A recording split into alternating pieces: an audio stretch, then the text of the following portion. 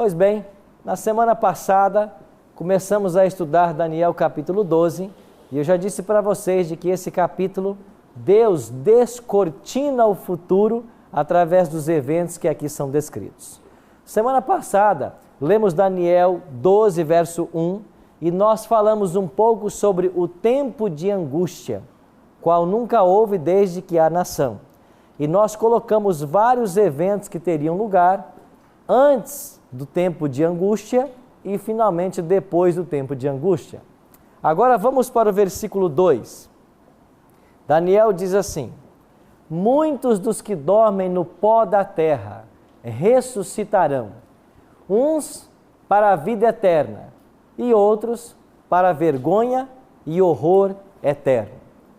Daniel começa dizendo: muitos dos que dormem no pó da terra. O que significa dormir no pó da terra? Estar morto. Quer dizer então que a morte, assim como o sono, é um estado de inconsciência. Quem morre não pode voltar para conversar com quem está vivo. A primeira mentira que Satanás pregou nessa terra é de que a alma é imortal. A alma não é imortal. A alma é mortal. O profeta Ezequiel, no capítulo 18, diz claramente: a alma que pecar, essa morrerá. Agora Daniel está falando de uma ressurreição. Muitos que dormem no pó da terra ressuscitarão.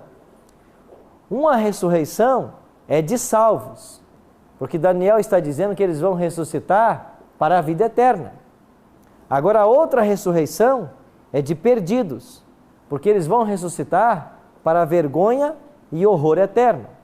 Então Daniel, no segundo verso do capítulo 12, ele toca no tema da ressurreição, da salvação, da vida eterna. Na semana passada nós estudamos um pouquinho e descobrimos de que antes do fechamento da porta da graça, nós teremos 4 eventos. É claro que eu não estou abordando todos os eventos aqui, mas eu pincelei 4 eventos apenas. Ou seja, os sinceros filhos de Deus receberão o Espírito Santo para pregar principalmente as 3 mensagens angélicas de Apocalipse 14, 6 a 12, e com essa pregação o mundo será preparado para a volta de Cristo. Quando o último ser humano for alcançado pelo Evangelho e ele tiver a oportunidade de dizer sim ou não, de escolher ser salvo ou não, terminará o tempo de oportunidade para a humanidade. Nós chamamos esse tempo na história de o fechamento da porta da graça. A expressão não é bíblica, mas o conceito é, com base nas palavras de Cristo, na parábola das 10 virgens, quando os 5 chegam e a porta já está fechada, com base em Apocalipse 22, 11 e outros textos que eu não mencionei. Após o fechamento da porta da graça, nós teremos outros eventos. E semana passada eu listei para vocês, principalmente as pragas, decreto de morte, angústia de Jacó, até que finalmente aconteça o livramento dos salvos. Então se dará a segunda vinda de Cristo. Cristo volta depois de derramadas as 7 pragas, depois desses eventos. Quando Cristo voltar, ele voltará para buscar os salvos aqui na terra e levar para o céu. No céu, diz o Apocalipse, os salvos viveram e reinaram com Cristo 1000 anos. Apocalipse 20. Depois dos 1000 anos reinando no céu, os salvos descerão para esta terra. E nesse momento os ímpios ressuscitarão. Os ímpios ressuscitarão, Satanás irá reuni-los, e quando Satanás, com todos os ímpios que ressuscitaram, marcharem em direção à Nova Jerusalém que desceu do céu, para atacar a cidade, Deus enviará fogo do céu e destruirá para todo sempre Satanás e os ímpios. O profeta Malaquias diz que o fogo de Malaquias vai queimar todos os ímpios e não vai ficar nem raiz e nem ramo. E o profeta Naum diz que o mal não se levantará a segunda vez. Pastor Alexandre. Pastor Arilton, nós vimos ali, a Bíblia nos fala que esse evangelho do reino terá que ser pregado por toda a terra. Toda a terra. Esse toda a terra que a Bíblia diz ali, é todas as nações ou todo ser humano? Todo ser humano. Porque não adianta atingir 30 mil americanos e ficar uma nação sem conhecer. Todo ser humano vai ter a oportunidade de ouvir do evangelho eterno e a chance de escolher se aceita o plano de Deus ou se rejeita. Mas como se dará isso? Haja vista que todos os dias nascem pessoas e vão crescendo e nascendo e crescendo, outras morrendo. Isso só será possível porque está prometido para os sinceros filhos de Deus o que nós chamamos de chuva serôdia. Se o apóstolo Pedro, no único sermão, naquele dia de Pentecostes com os discípulos, 3.000 foram alcançados, quer dizer, 3.000 foram batizados. Quantos haviam ali que foram alcançados? Pelo poder do Espírito Santo, os sinceros filhos de Deus, espalhados em todo o planeta Terra, eles vão atingir toda a criatura, porque Jesus prometeu isso. Este evangelho do reino será pregado a todo mundo, para testemunho a todas as nações. Então virá o fim. Então o evangelho tem que ser pregado. O Everton? Pastor, os justos, os salvos que viverão 1000 anos no céu, eles saberão quem não foi salvo? Claro que eles saberão, porque os salvos vão saber quem eles são, vão saber da história terrestre. E se você chegar no céu e alguém que você ama lá não estiver, alguém que você conhece, você saberá que essa pessoa não está no céu. Durante esse milênio, nós teremos um juízo que é chamado de juízo comprobatório. Esse juízo comprobatório, de comprovação, nós vamos analisar todos os casos dos perdidos. Para quê? Para saber simplesmente o motivo da sua perdição. O apóstolo Paulo é quem ensina isso. Ele disse assim: não sabeis vós que haveremos de julgar os anjos? Ou seja, nós vamos passar todos os nomes dos ímpios, até mesmo os anjos, para saber por que eles se perderam. Mas esse juízo não é para dar uma chance, é só para descobrir o motivo que os levou à perdição. E quando nós descobrirmos todo o esforço que Deus fez para salvar o José ou a Maria, e eles finalmente não quiseram aceitar, nós vamos entender que Deus foi justo. Por isso o céu será um lugar de alegria eterna, porque nós vamos reconhecer a justiça divina. E só vai para o céu quem quer ir para o céu. Deus não vai levar ninguém forçado. E nem vai deixar para trás quem quer ir. Mas tem que querer muito. Emilene. Pastor, eu gostaria só de esclarecer uma dúvida em questão dos 1000 anos.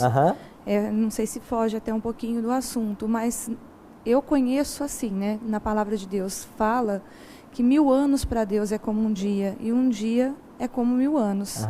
O que significa nessa passagem, os 1000 anos? Quando falamos de que o tempo não importa para Deus, nós estamos dizendo de que Deus ele é atemporal. Ele existiu sempre. Antes de qualquer coisa ser criada, ele já existia.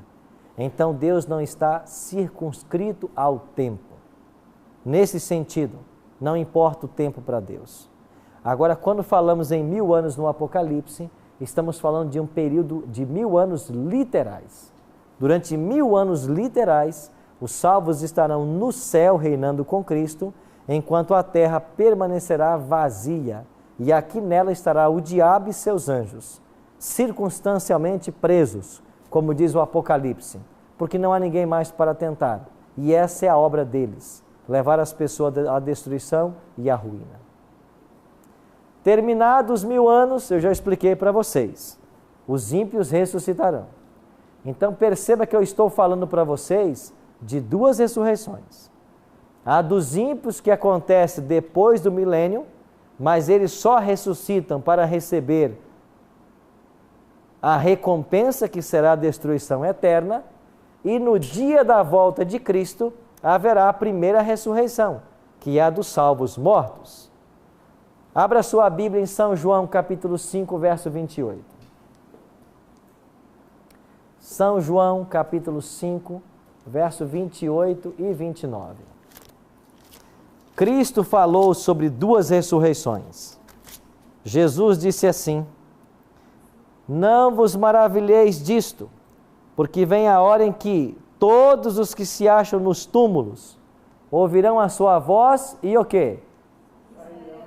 Quantos ouvirão a voz de Cristo? Todos. E eles farão o quê? Sairão. Jesus está falando de uma ressurreição. Verso 29.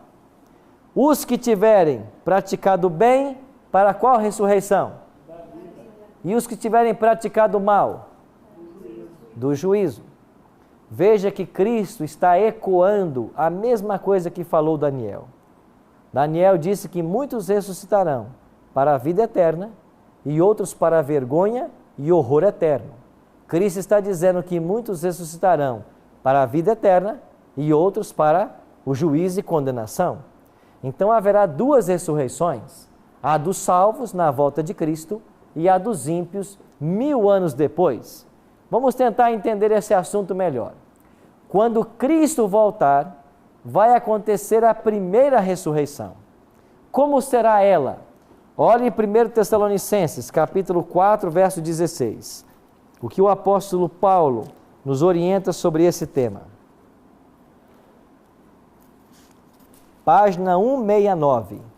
Você que nos assiste em casa, página 169 na nossa Bíblia. Na tua eu não sei, mas vamos ler 1 Tessalonicenses 4,16, o que Paulo fala sobre a ressurreição.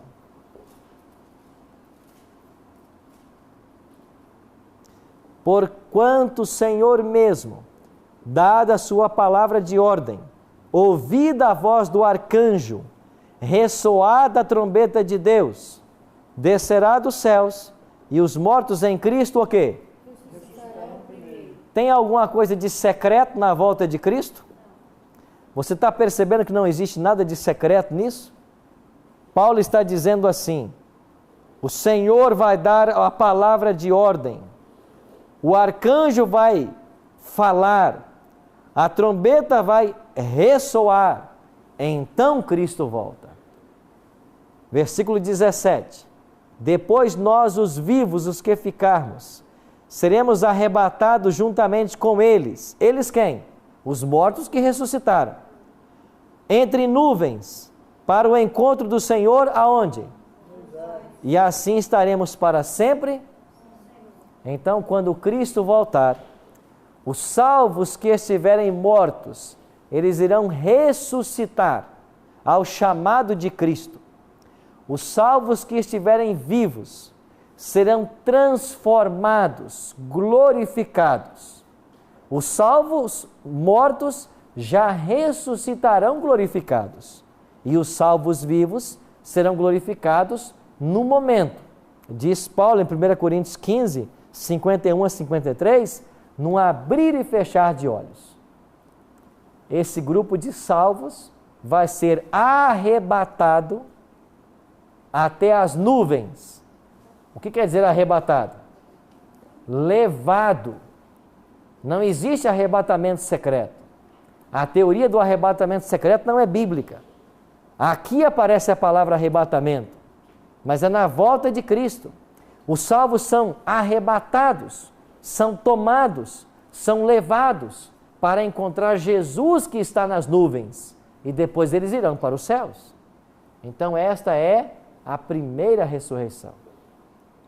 O que vai acontecer com os ímpios que estiverem mortos na volta de Cristo?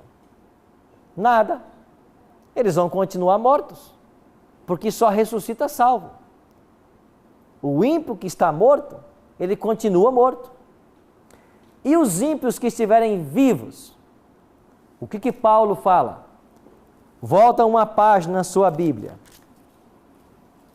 Deixa eu ver se é a primeira ou se é a segunda. 2 Tessalonicenses, capítulo 2, versículo 8. 2 Tessalonicenses, então é a página 170. 2 Tessalonicenses 2, verso 8. Então será de fato revelado o iníquo, a quem o Senhor Jesus matará com o sopro da sua boca, e o destruirá, pela manifestação da sua vinda. A manifestação da volta de Cristo vai destruir ao iníquo. Se você for para Apocalipse capítulo 6, a partir do verso 12, quando fala ali da abertura do 6º selo, ali descreve a atitude dos ímpios. Eu até queria que você lesse esse texto. Você que está em casa, Apocalipse capítulo 6, dê uma olhadinha para o versículo 16, 14 em diante. Apocalipse 6, 14. O céu recolheu-se como um pergaminho quando se enrola. João está descrevendo a volta de Cristo. Então todos os montes e ilhas foram movidos dos seus lugares. Os reis da terra, os grandes, os comandantes, os ricos, os poderosos, e todo escravo e todo livre, se esconderam nas cavernas e nos penhascos dos montes, e disseram aos montes e aos rochedos: caí sobre nós, e escondei-nos da face daquele que se assenta no trono, e da ira do Cordeiro, porque chegou o grande dia da ira deles. E quem é que pode suster-se? Aqui está a atitude de desespero dos ímpios por ocasião da volta de Cristo. Então, a primeira ressurreição é a dos salvos. Os salvos mortos ressuscitam, os ímpios mortos continuam mortos, e os ímpios vivos morrem pela manifestação da volta de Jesus. Pastor Alexandre? Pastor, dentro desse versículo que nós lemos aqui em 2 Tessalonicenses, acho que vai fugir um pouquinho do assunto, mas é bom para a gente estar esclarecendo.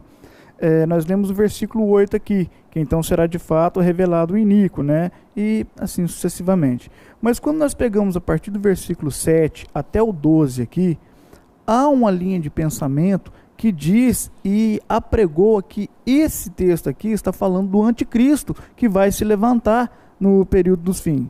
Nós podemos atribuir essa passagem aqui àquele anticristo que realmente diz, ou isso aí seria essas denominações que se dizem até mesmo detentoras da verdade bíblica, por assim dizer, que operam hoje com o espírito do anticristo? Também o texto é aplicado ao anticristo. Paulo está dizendo isso claramente. Vamos voltar ao texto, 2 Tessalonicenses 2, verso 8. Olha o que ele diz no versículo 9.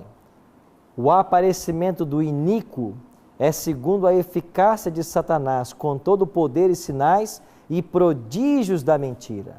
É claro que o anticristo, o sistema representado pelo anticristo, envolve seres humanos.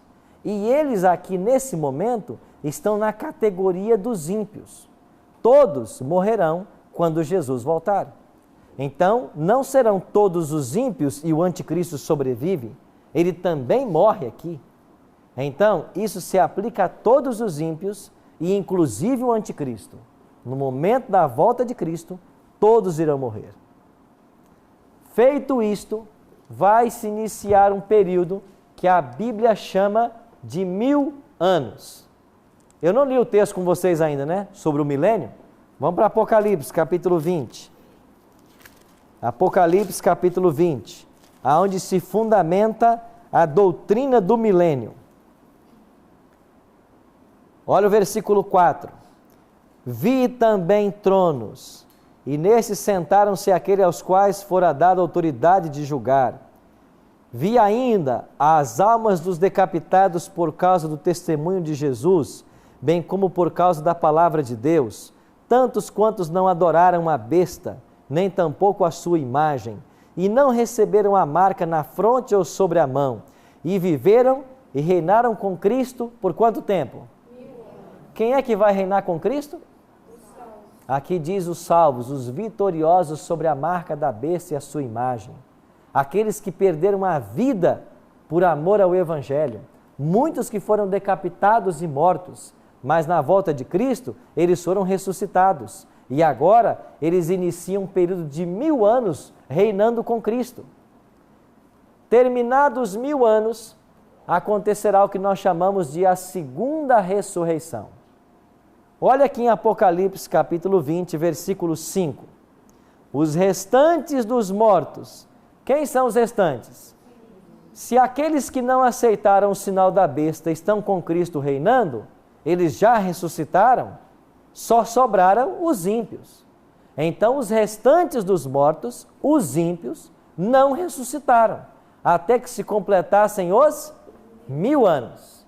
Agora completou os 1000 anos. Verso 7.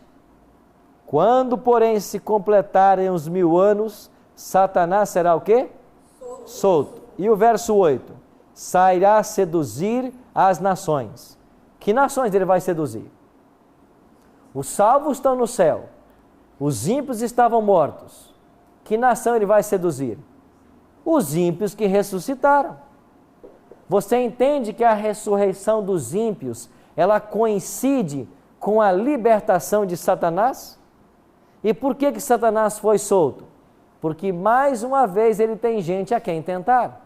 Ainda que os ímpios já estejam perdidos, Satanás vai convencê-los de que eles podem, pela força, atacar a cidade santa.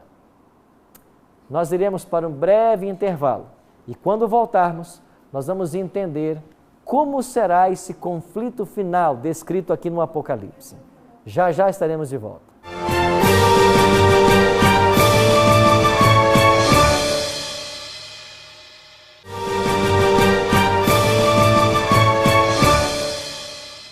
Estamos de volta com Bíblia Fácil. No primeiro bloco nós terminamos falando de que a segunda ressurreição, a dos ímpios, ela vai acontecer depois do milênio.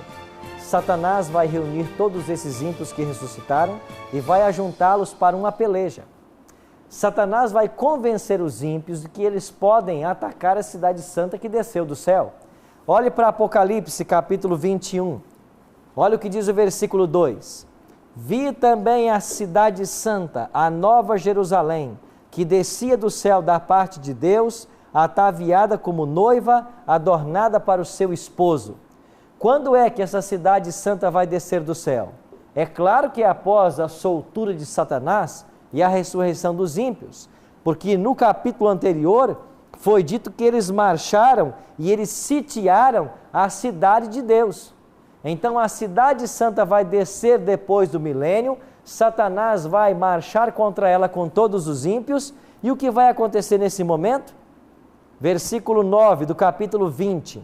Marcharam então pela superfície da terra, sitiaram o acampamento dos santos e a cidade querida. Desceu, porém, fogo do céu e os consumiu. A Bíblia termina com a história do pecado, falando da história do fim do pecado, do fim de Satanás e de todos os ímpios. Agora um detalhe interessante. Versículo 4 de Daniel. Tu, porém, Daniel, encerra as palavras e sela o livro. Até quando? Tempo do fim. Muitos o esquadrinharão e o saber se multiplicará. Daniel falou, ou o anjo disse para Daniel, de que o livro dele seria selado até o tempo do fim, e que no tempo do fim haveria uma multiplicação da ciência. No sentido primário, essa multiplicação de ciência quer dizer a ciência do conhecimento do livro de Daniel. Só poderia ser alcançada na sua totalidade com a chegada do tempo do fim. E eu disse para vocês de que duas datas marcam a chegada do tempo do fim. 1798, quando terminam os 1260 anos de supremacia papal, e 1844, quando termina a profecia das 2300 tardes e manhãs. Quer dizer que depois de 1798 e depois de 1844, o conhecimento do livro de Daniel está aberto a todos os seres humanos. E agora no versículos 11 e 12, depois do tempo em que o sacrifício diário for tirado e posta a abominação desoladora, haverá ainda 1290 dias. Bem-aventurado o que espera e chega até 1335 dias. Um dia em profecia equivale a quanto tempo literal? 1 ano. Então Daniel faz mais uma profecia. Quando for posta a abominação desoladora, haverá 1290 dias. Bem-aventurado o que espera e alcança até 1335. O que quer dizer isso? Pois bem, vamos voltar a um gráfico profético. Aqui está a linha do tempo e nós entendemos que a abominação desoladora, ela foi posta no ano 508. Por que 508? Porque é o ano da conversão de Clovis ou Clodoveu, rei dos francos. E Clodoveu ou Clovis, quando se converteu ao cristianismo, ele uniu forças ao papado para atacar as tribos arianas que ameaçavam o estabelecimento do papado. Eu disse para vocês que das 10 tribos que minaram o Império de Roma, 3 eram arianas: os Érulos, os Vândalos e os Ostrogodos. E quando Clovis se converteu no ano 508, ele usou todo o seu poder como rei dos francos para derrotar as tribos arianas. Então, aí foi posta a abominação desoladora, porque aí se estabeleceu um sistema de apoio ao papado, para que finalmente, depois de 30 anos, ele se estabelecesse. O que aconteceu finalmente em 538. Se você viajar de 508, 1290 anos, como disse Daniel, você vai chegar a 1798. O que aconteceu em 1798? A prisão do Papa. Por isso, Daniel está dizendo que depois que for posta a abominação desoladora, ainda haveriam 1290 dias, anos, até que o papado sofresse a ferida mortal de Apocalipse 13:3, que é a prisão do Papa Pio VI. Mas Daniel também disse assim, ou o anjo disse para Daniel: bem-aventurado aquele que espera e alcança até 1335 dias. Sabe o que o anjo disse para Daniel? Felizes aqueles que viverem em 1843, porque eles vão ver o quê? A chegada do tempo do fim, o início de Cristo no santuário celestial, o grande desapontamento de Apocalipse 10, 8 a 10 e o surgimento da igreja remanescente. Bem-aventurado estes que esperam e alcançam até 1335 dias. E isso nos leva a 1843, véspera do ano que nós temos o grande desapontamento. E Jesus dá início ao juízo no santuário celestial. Vamos voltar ao capítulo 12, verso 1. Daniel 12, 1 fala, e aqui vamos ler agora o nosso último verso de Daniel. E assim nos despedimos temporariamente do profeta Daniel, até aquele dia que nós vamos poder nos encontrar com ele, lá no céu, e nós vamos poder ouvir da boca dele as profecias que ele escreveu. Daniel 12, 1. Nesse tempo se levantará Miguel, o grande príncipe, o defensor dos filhos do teu povo. Haverá um tempo de angústia qual nunca houve desde que houve nação até aquele tempo. Mas naquele tempo, ou seja, no tempo de angústia, será salvo o teu povo. Quem será salvo? Todo aquele que for achado inscrito, aonde? No livro. Só vai ser salvo quem está escrito no livro. Daniel disse isso. O que eu faço para ser escrito no livro? Eu tenho que aceitar a Jesus como meu Salvador pessoal. E eu tenho que fazer isso publicamente. E quando é que eu torno público a minha aceitação? É quando eu passo pelo santo batismo. Cristo disse em Marcos 16:16, quem crer e for batizado será salvo. É aí que eu torno público a minha decisão por Cristo. É impossível ser salvo sem ser batizado. Jesus disse isso. Há exceções? Há.